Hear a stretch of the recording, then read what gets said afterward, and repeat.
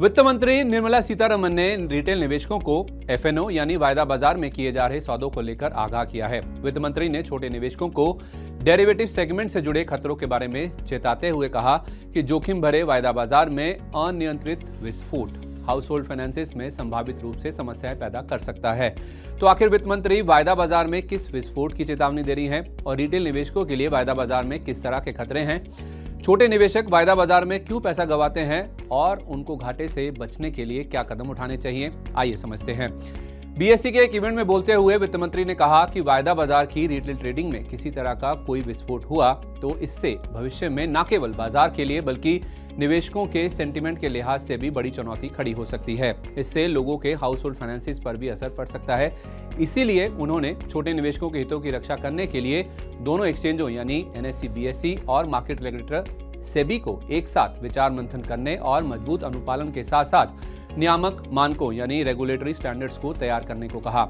आपको बता दें कि सेबी चेयरपर्सन माधवीपुरी बुद्ध छोटे निवेशकों के हितों की रक्षा के लिए पहले ही कई कड़े कदम उठा चुकी हैं। सेबी की ओर से पिछले साल की गई एक स्टडी के नतीजों से पता चला कि 10 में से 9 एक्टिव रिटेल निवेशकों को वायदा बाजार में नुकसान होता है। ऐसे में एफएम की चिंता काफी हद तक वाजिब है।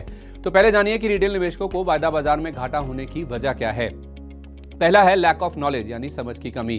कई ट्रेडर्स एफएनओ मार्केट के कामकाज को अच्छे से समझे बिना ही ट्रेडिंग शुरू कर देते हैं। या तो उनको वायदा बाजार से जुड़े जोखिम की समझ नहीं होती या उनके पास सही ट्रेडिंग स्ट्रैटेजी नहीं होती। असल में वायदा बाजार को हेजिंग यानी प्राइस मूवमेंट से होने वाले संभावित घाटे से सुरक्षा के लिए शुरू किया गया था।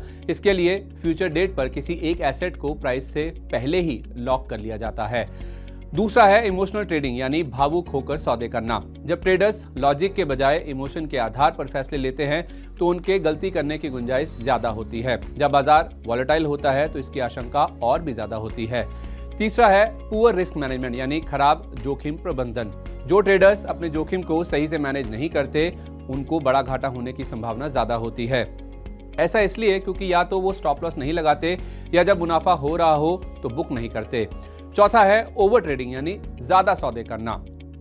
जो ट्रेडर्स ज्यादा सौदे करते हैं उनके गलती करने की आशंका भी अधिक होती है। ऐसा इसलिए क्योंकि वो सौदे करने से पहले बाजार का आंकलन करने और फैसले लेते वक्त अपने आप को पर्याप्त समय नहीं देते। पांचवा है परसुइंग लॉसेस यानी घाटा बुक ना करना। जो ट्रेडर्स ट्रेडिंग एक्टिविटी बढ़ाकर अपने घाटे की भरपाई की कोशिश करते हैं वो मुश्किल स्थिति में फंस जाते हैं और ज्यादातर मामलों में अपना घाटा बढ़ा लेते हैं। अब इसमें बीएसई एनएसई की क्या भूमिका होगी? वित्त मंत्री के मुताबिक बीएसई और एनएसई को बाजार में स्थिरता सुनिश्चित करने की जरूरत है ताकि निवेशकों का भरोसा और बढ़ सके। साथ ही इनको सिस्टम से जुड़े रिस्क को कम करने के लिए कदम उठाने चाहिए। वित्त मंत्री ने एफिशिएंसी और ट्रांसपेरेंसी को सुधारने के लिए एक्सचेंजों से तकनीक का इस्तेमाल बढ़ाने, ब्लॉकचेन और आर्टिफिशियल इंटेलिजेंस को चुनने की भी अपील की। अब जानते हैं कि एफएनओ में ट्रेड करने से पहले किन बातों का ध्यान रखना चाहिए। सबसे पहले तो आपको फ्यूचर्स एंड ऑप्शंस में ट्रेडिंग से जुड़े जोखिम का पता होना चाहिए। अपने रिस्क एपेटाइट के हिसाब से आपको ट्रेडिंग स्ट्रैटेजी तैयार करनी होगी और इस सेगमेंट को समझने में समय देना चाहिए। वायदा बाजार में एंट्री लेने से पहले इस सेगमेंट की जटिलताओं की गहरी समझ होना बेहद अहम है। इसके अलावा आपके लिए अपनी जोखिम उठाने की क्षमता के हिसाब से ट्रेडिंग स्ट्रैटेजी तैयार करना भी अनिवार्य है ताकि आप प्रॉपर रिस्क मैनेजमेंट कर सकें यानी अपने रिस्क को अच्छे से मैनेज कर सके।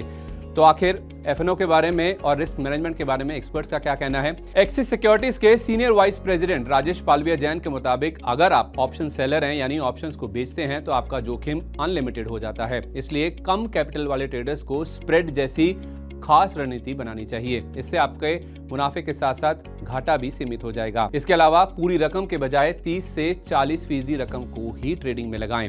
इस तरह अगर आपने वायदा बाजार में गोता लगाने की ठान ही ली है तो आपका टीचर या कोच होना चाहिए।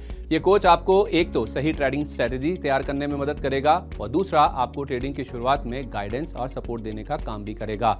कुल मिलाकर एफएनओ सेगमेंट में ट्रेड करना बहुत ही जटिल और जोखिमों से भरा है, लेकिन जो लोग गहरी रिसर्च करने और सही फैसले लेने के लिए समय देने और एफर्ट करने के लिए तैयार हैं उनको अच्छा खासा फायदा भी हो सकता है।